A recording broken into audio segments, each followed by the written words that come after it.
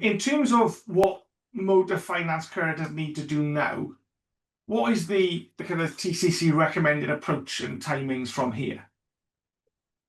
Yeah, so just before I get onto that, I guess the most important overriding factor I would give people, especially those on the call who have been involved in big past business reviews in the past, is really challenge where you're starting from, hope for the best, plan for the worst, and verify the integrity of your data. And if the FCA goes back to 2007, I think many of us will start to question the integrity or even the existence of information going back that far. So I was going to go on and just talk about what you're looking for, which is cases which involve discretionary commission, cases with high commission levels, determining disclosure practices of firms of distribution, how the disclosure was commissioned, e.g. did they simply disclose it existed versus what might be received. We don't know what the relevance of that is going to be going forward, whether they need to disclose quantum to get past that particular hurdle. So I would be looking to data mine as far back as you can, get some general sense of comfort, and then start getting into tranches or buckets, as we say in Yorkshire, of how comfortable you are with your data, and taking into account any distribution arrangements to dealers, whether they were consistent with the scope of service they set out to the consumer and indeed to you. I think someone just raised the question about vulnerability. Will CMC start manipulating the customers to make them sound like they are vulnerable? Well, they may do, but going back to where we started from earlier, the FCA consultation should hopefully take into account considerations of vulnerability and whether or not some of those claims were vexatious versus sophisticated and all the bits in between. So possibly, no doubt they will try, if they are allowed to even get involved. So there are a number of things you should be getting on with now, but overall, data mine as much as you possibly can and just see what you think you're starting with and go from there. Thanks, Gary. So I guess if I look to summarise kind of where we got to, I think the remediation and redress environment is muddier and more complicated than we thought it was going to be. And I think as a result of that, there's an awful lot of information that's up in the air, and clarity is not going to be known for a while yet. However, that isn't a reason not to do anything. As has been called out, there's going to be a resource challenge for these projects. And if there's going to be a resource challenge, then the people who get out there first with their RFPs are the ones who get those resources. So getting yourself prepared is going to be really key in order to be kind of finishing this process quickly and effectively. And data is going to be a core part of that. Understanding your populations, getting the data for everything from your relationships with your kind of dealers and dealerships and brokers, and right the way through to what information do you hold on customers going back all the way to 2007, which is going to be a challenge.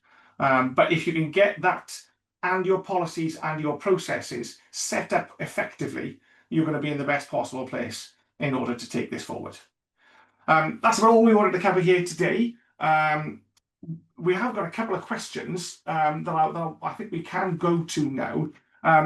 Gary talked a bit about the vulnerable customers piece. Mike, have you got anything to add on the vulnerable customers piece from the CMCs? Yeah, I suppose just to add to what Gary has said, in terms of whether they would pivot, we are already seeing it in terms of some of our existing clients where complaints around affordability and irresponsible lending are being sort of buried within the DCA complaint, and that is outside of the pause. So that is an activity, again, if firms have got complaints sitting waiting, it would be a good exercise to start triaging those and looking at those. So the CMCs have already pivoted, and we're seeing it with some of our clients. Fab. Thanks, Mike. We had another question, and it might be a little bit harsh to throw this out at you guys because it's quite a difficult one, but a question around the wider implications in relation to payment of commissions. Do we have a view on how far-reaching this could be, to whom, and to the impact? And I suppose for me, this is more about, originally when we were going through the Supreme Court ruling, there was talk about this isn't limited to motor finance. If it's non-DCA, then actually the whole kind of consumer credit space is up for grabs. Given what they've stated, what do you think the potential implications are for kind of broadening this out to other parts of financial services, and kind of how incentivized and motivated do you think the FCA are of actually doing that? Who do you want to answer first? Whoever would like to. All right. From memory, wasn't it discussed and articulated that they were intentionally avoiding that very question because it had come up in the junior court? It's very hard to understand how the court can set out some very prescriptive what might contribute. Gary, I'm sorry, I'm not sure if it works very well. Your microphone's playing up. I tell you what we'll do. We will collate Gary's answer and we will put that back in an email afterwards. Mike, did you have a view on any of that? Yeah, I would default to Gary's opinion in terms of the wider ranging of impacts of that. So I think it's best if Gary can collate his response, that'd be great. Yeah, fabulous. I mean, and whilst it's not a desperately educated one, my personal opinion is that the FCA aren't particularly motivated to do this at the moment. The government put quite a lot of pressure on the FCA to limit things down, and so they're not looking for opportunities to take this further. I think what will be interesting is whether the CMCs find an angle, and if the CMCs find an angle to go after, then I think that will kind of push the FCA one way or the other. I think that draws us to a close today. Between us, TCC Momentum and Record Show have the capability to help with any of your needs regarding this coming remediation programme, from advice through to technology and the specialist resourcing and outsourced managed services. So if you do wish to continue this conversation, or if you'd like a free consultation hour to test your thinking and plans, please do reach out to me. And if not, then I wish you a very nice afternoon. Thank you very much.